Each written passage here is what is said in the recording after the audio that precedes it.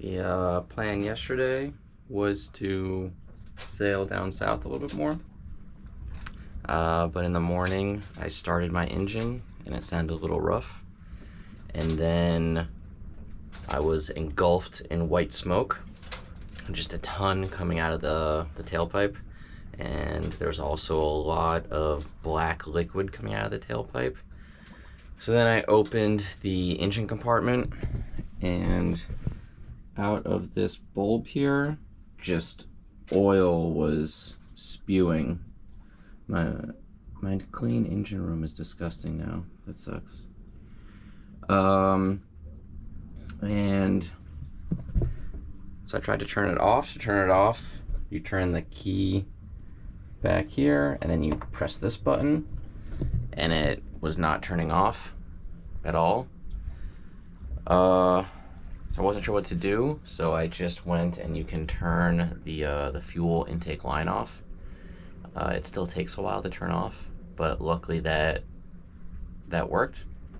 So I wasn't sure what was wrong, but the smoke was so bad, somebody from a boat on the other side of the bay dinghied over and was just like, "Do you need to be rescued right now? Is your boat on fire?" But it was okay. First thought was somehow seawater was in the oil, but when we tested it, it wasn't milky. So I guess oil turns like a milky white color when you get seawater in there, but it was really, really watered down. And so that's fuel in there. So I've got fuel leaking into my oil. Unclear why, but it sounds like I got pretty lucky in that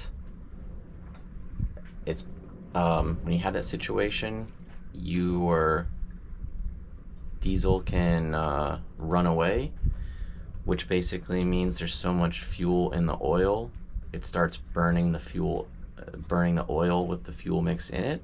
And if you cut off the fuel intake, it won't stop until it's burned all of it, and then by then your diesel motor is just shot because it's got no lubrication or anything, so it's all been burned up. And I didn't notice at the time, so I got pretty lucky. But also now, if that were to happen, I know you can like stuff a sock in the air intake or something like that, and that without air coming in, that should be good. The cause, unclear. Most people think it's a lift pump diaphragm, which I replaced the lift pump as one of the first projects I did on the boat. I don't know if the lift pump was new or not when I replaced it, because I went to like a diesel shop and they said, "Hey, take this too."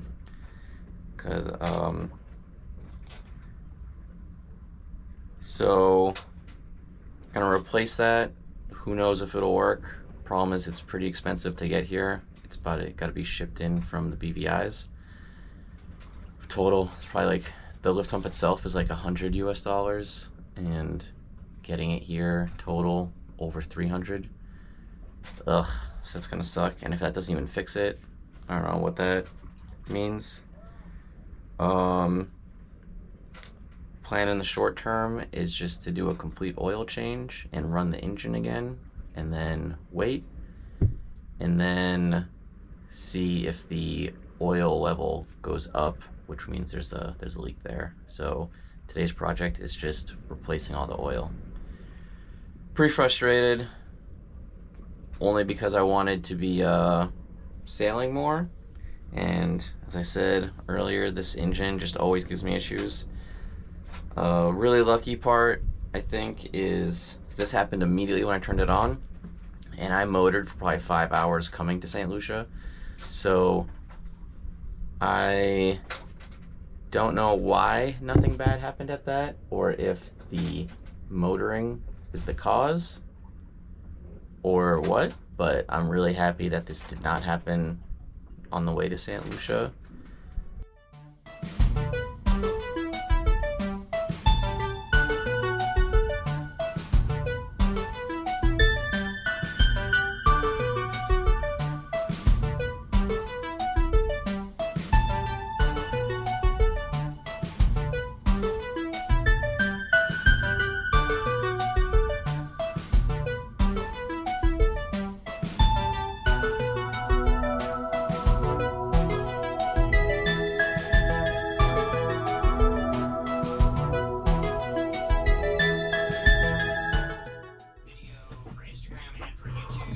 2 and a little bit worth bottles of fuel oil mixture. Gross. There's 2 possible ways that fuel can get into the oil. One of them is through what's called the lift pump, and that comes the fuel, that's the first stop it takes into the lift pump, and basically it has a little arm on it that is inside the engine, and as the engine runs it pumps the arm, and then that pumps the fuel out. And that has a diaphragm because on the arm side there is oil, and on the other side of the diaphragm there's the fuel being pumped. And apparently it's very common for that to rupture the diaphragm, and then as you're running it, just fuel is gonna spill into your oil. So that's one place. The other place is the injector pump, which is a bit further down and requires more pressure to get to. But if the seal on that breaks, then fuel can get into the oil. Most people think 99.9% of the time it's the lift pump, so that's what I bought. But if it's the injector pump seal, that is a pretty expensive and big operation to do, apparently. By expensive, I mean like $1,000 or something like that. I stripped a stud.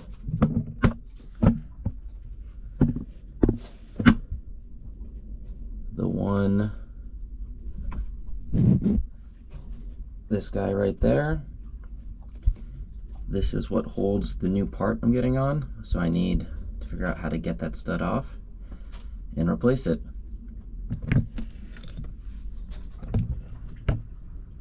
Never a dull moment. I'm completing my boating bingo card pretty early in life. In order to get the stud removed, I need to go into the boatyard, which means I need to move the boat, but I don't have a working motor, so I can't move the boat. So we're gonna do a hip tow, where you take a dinghy and you attach it to the side of the boat, and you get a line going from the aft to the dinghy and then the bow to the dinghy, and then you can use the dinghy as your motor. Works pretty well apparently, so we'll see how it goes. But I gotta get this boat to the dock in order for the person to scorch off the stud, because the studs really need, usually they're sort of like connected with some sort of sealant, that adhesive that requires heat to destroy, and then you can remove it.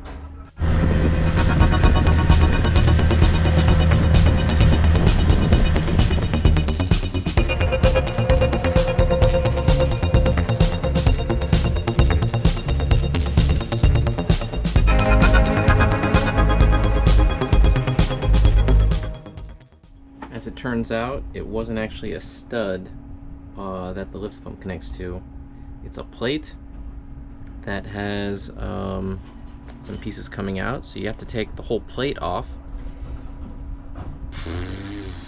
I did not realize this until I had someone try to blowtorch it off, so there's a little bit of damage there, but I think it's solvable. I think it's okay. So I got the plate off, and then replaced that piece, which is kind of like a stud, but not quite. I don't know what you call it.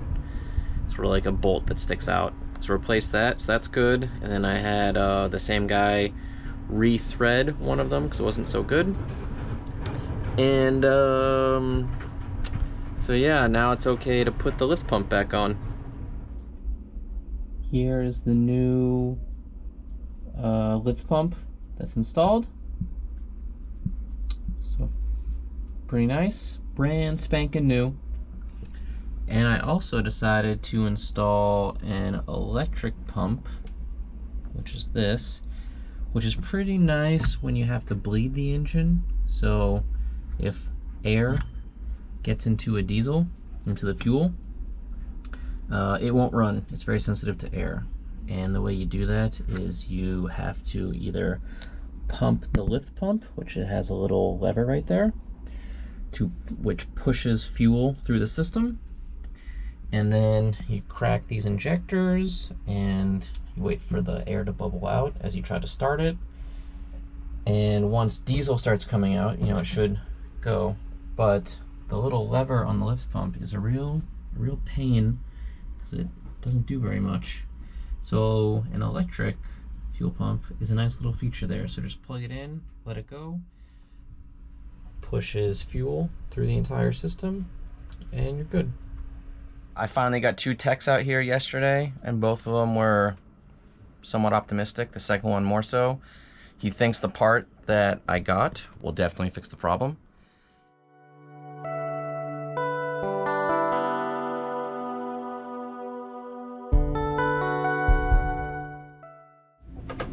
I think I'm at the point where I need to try to start it. To be honest, I'm actually kind of afraid to, just because this thing has been such a nightmare. If it's just sitting there, it can't go wrong. But I need to start, so I'm trying to just like think through all the things, see if I have to do anything more. But I'm just gonna inspect it one more time. So the engine runs really well. Problem is now there is a rattling sound from the transmission, and pretty much everyone agrees it's probably something called a bad damper plate. And of course there's not one on the island that fits my boat, so I've got to order one. But I'm in kind of a pickle because the boatyard has started charging me for sitting on the edge of their dock, and it's actually kind of ridiculously expensive. But I want to be on a dock to do this because it can be pretty rolly out in the bay. So I'm gonna move to the marina dock, which is a lot cheaper, today, because I need to get the part out in order to order a new one, and that basically means my motor is again inoperable. So I'm oscillating between a working motor and a not working motor every single time I do something.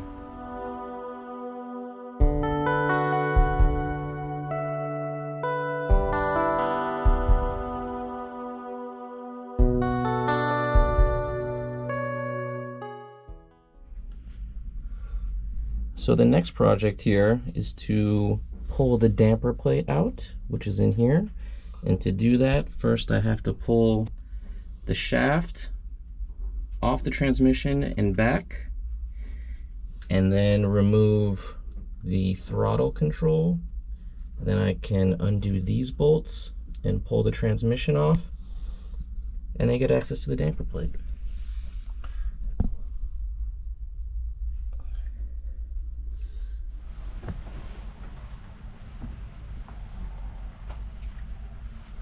See, that wasn't so bad now, was it? No, not at all.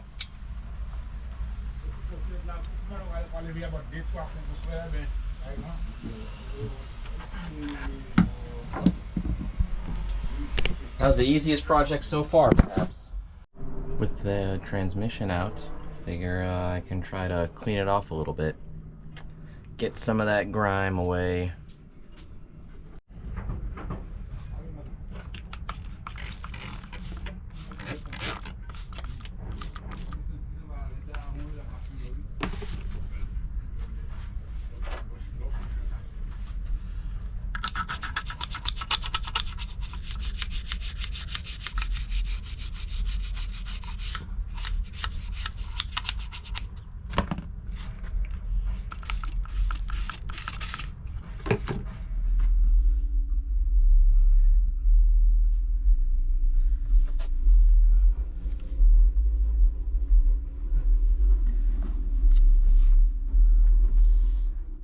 Here's the old part next to the new part. The new part looks very different. Quite substantial. Quite substantial indeed. Because nothing can ever be easy, this part sticks out further than this, which means the bolt that goes in here doesn't stick out above this, and it's too close to the edge here to get a socket in. So I've got to find a tool that I can use to screw that in, or get someone to make me one. So as I was going to the store to try to find a new tool, my friend Troy, who's been super generous and helpful, and he's very knowledgeable in diesels, said, oh, just get an Allen wrench bolt instead. So I did. So my life is a lot easier now. Ta-da! New one's in there.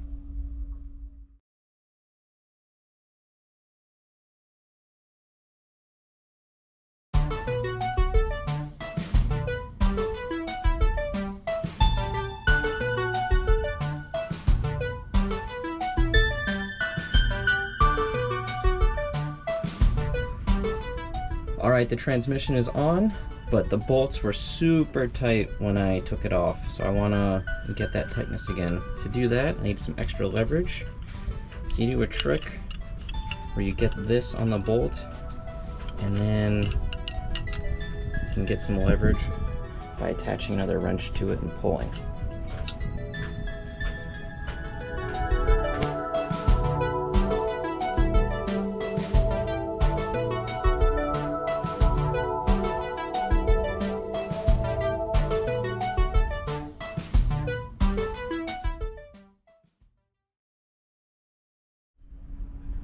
All right, let's start her up.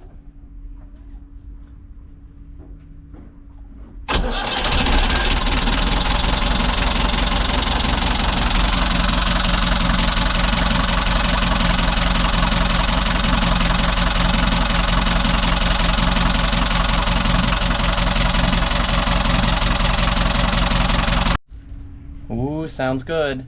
That's the best it sounds since I owned it. There used to be this rattle all the time in neutral, and it's gone.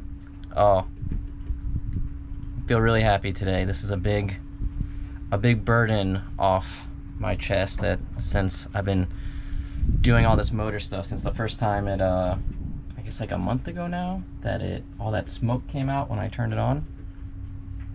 I'm very happy.